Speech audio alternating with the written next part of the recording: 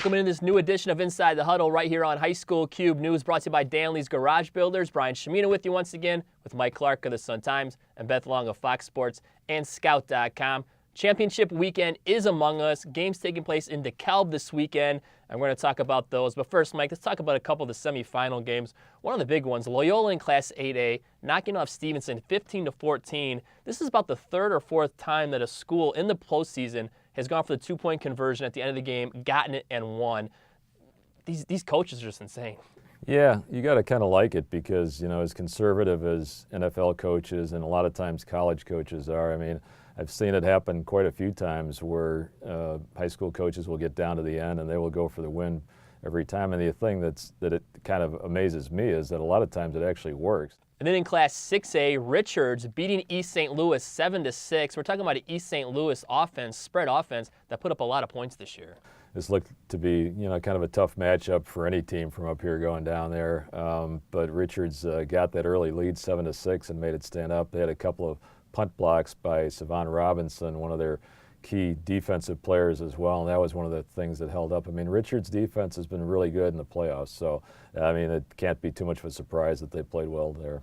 Let's take a look at some of the championship games taking place this Saturday. First in 5A, in DeKalb, Montini going for the 5P. Mike, we talked about this about 13 weeks ago, the possibility. It's indeed happening, and they'll be facing off Sacred Heart Griffin. Yeah, this is an interesting matchup. Montini's the last unbeaten standing in our area. They're a different kind of a team than they have been, a little bit more defense-oriented than they have been with Dylan Thompson, the Ohio State-bound defensive end, and Niles Sykes, who's one of the top linebackers in the state.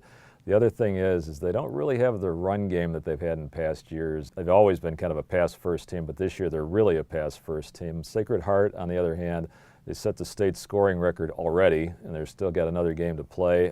This is really an explosive offense. And they're, of course, coming off a really emotional game last weekend. They played Washington. Sacred Heart Griffin, you know, is really going to be a formidable opponent for Montini, no doubt. And it's interesting, too, we got two veteran coaches. Both of these guys have been around for more than 30 years. Chris Andriano at Montini, Ken Leonard at Sacred Heart Griffin, so a couple of coaching legends there. Let's take a look at Class 6A, where Batavia will get a chance for redemption to avenge a Week 2 loss to the previously mentioned Richard Bulldogs. That game was 31-25 in Week 2.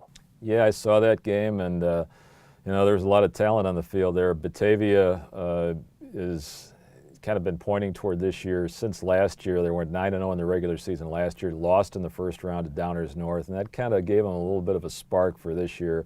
They got a really balanced attack.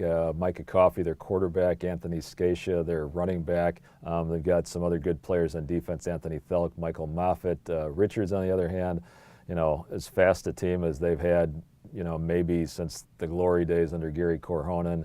You know, it's going to be an interesting matchup. You don't often see rematches of regular season games in the state finals, so this should be interesting. And speaking of Richards, this week's MVP and our final football MVP is Savon Robinson from Richards.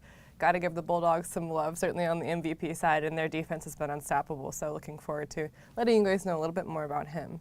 And in Class 7A, Mount Carmel goes for the repeat, winning Class 8A last year, now in Class 7A. And they're going to face sort of a maybe undervalued Lake Zurich squad. You know, Lake Zurich is really maybe one of the most underrated programs in the state. I mean, they've been in the semifinals 7 out of the last 8 years. They're in the title game for the 4th time in that span. You know, and they don't do anything really fancy. I mean, you know, their offense is pretty basic, but their defense is great. You know, they don't have a lot of big kids. They've got one big-time recruit, Colton Moskell, their linebacker, is going to Syracuse. But, you know, just very impressed. You know, I watched them the last 2 weeks, actually, and they just do such a great job of, you know, not making mistakes, playing within their system. And Mount Carmel, you know, I don't know if I want to put it out there, but maybe I will. This might be Frank Lenny's best team, actually. I mean, you know, when you look at the number of prospects they've got, I mean, in terms of the talent, you know, this is maybe as good a team as we've seen for a while. And finally, in Class 8A, the Loyola Ramblers will try and finish off their run where they face Naperville Central, who we mentioned came into the playoffs with 3 losses and are find themselves in the state championship game. Yeah, both of these teams are actually coming off really emotional wins last weekend, too. We talked about Loyola getting the 2-point conversion to win. Naperville Central had a really roller coaster game, which kind of encapsulates their season. They got a pick 6 very early on to go up 7-0, and they gave up 21 straight points. And they came back and scored 20 straight points. Michael Colzo had a huge game for Naperville Central. He had the pick six. He had an interception with 12 seconds left in the end zone, and he also had a touchdown catch. At this point, too, I've said it in previous episodes, I really think Marist was the hottest team in the state. And for Naperville Central to knock off Marist, they should be a pretty good opponent for Loyola. Beth, before we leave into recruiting stuff. The biggest recruiting note is St. Francis running back James Butler decided he is going to attend Nevada to play football there. Also, Providence Catholic wide receiver, he's a junior, Miles Boykin, starting to get a lot of recruiting interest. Added offers from Virginia Tech and Wisconsin, and took a visit to Notre Dame. The Irish could be close to offering, so he's going to be racking up offers in the next couple of months. And that'll do it for this edition of Inside the Huddle right here on High School Cube News, brought to you by Danley's Garage Builders. Tune in next week for our season finale edition of Inside the Huddle right here on the site. Brian Chimino with Mike Clark and Beth Long. We'll see you guys next week.